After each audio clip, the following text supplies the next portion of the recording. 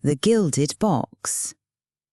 The wind howled a mournful tune around the corners of the small terraced house, a constant reminder of the bitter December cold. Inside, Arthur stamped the feeling back into his feet, his shoulders slumped with a weariness that went deeper than his bones.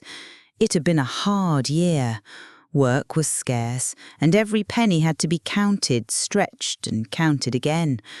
His gaze fell upon the small, spindly Christmas tree in the corner, its few baubles seeming to shiver in the draughty room.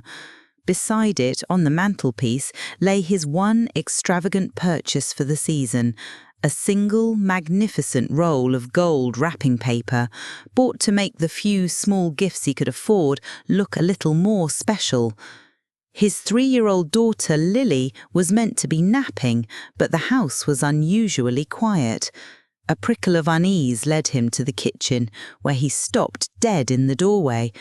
There, on the floor, sat Lily, a picture of intense concentration. She was surrounded by a sea of glittering gold snippets. The precious wrapping paper, his one indulgence, was in tatters.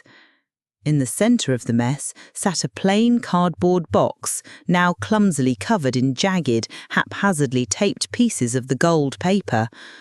A hot, sharp anger, fueled by months of stress and worry, surged through Arthur.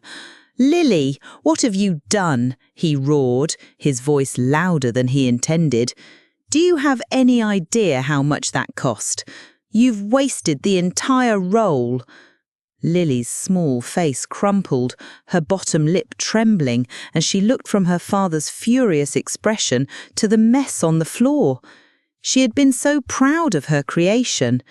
Tears welled in her bright blue eyes as he snatched the ruined roll from the floor and sent her to a room, his harsh words echoing in the sudden silence.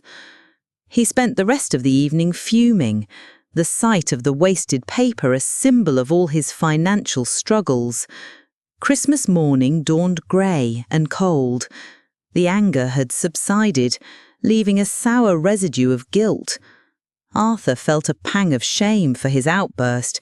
He watched as Lily came downstairs, her steps hesitant. She didn't run to the tree but walked slowly towards him, clutching the lumpy golden box to her chest. She held it out to him with both hands. "This is for you, Daddy," she whispered, her voice still fragile. Embarrassment washed over Arthur. He forced a smile, his heart aching at the sight of her hopeful face. "For me? Thank you, sweetheart." He took the box, expecting it to have some weight, perhaps a small toy or some sweets she had saved. But it was light, feeling utterly empty. His fragile temper, so recently soothed, began to fray again. He shook it gently next to his ear. Nothing. "Lily," he said, his voice tight with renewed frustration, "it's empty." When she didn't answer, his anger flared. "Don't you know, when you give someone a present, there is supposed to be something inside?" The tears that had threatened yesterday now spilled over, rolling down her pale cheeks in silent streams. She looked up at him, her small body shaking with a sob. "Oh, Daddy, it's not empty at all," she cried. "I blew kisses into the box. I blew and blew until it was all full. They're all for you, Daddy." The words struck Arthur with the force of a physical blow. The anger, the frustration, the worry about money, it all dissolved in an instant, replaced by a wave of crushing shame, so profound it took his breath away. He was crushed. He dropped to his knees and pulled his little girl into his arms, burying his face in her hair. "Oh, Lily," he wept, his own tears now mingling with hers. "I am so sorry. It's the most wonderful present I have ever received. Please, can you forgive me?"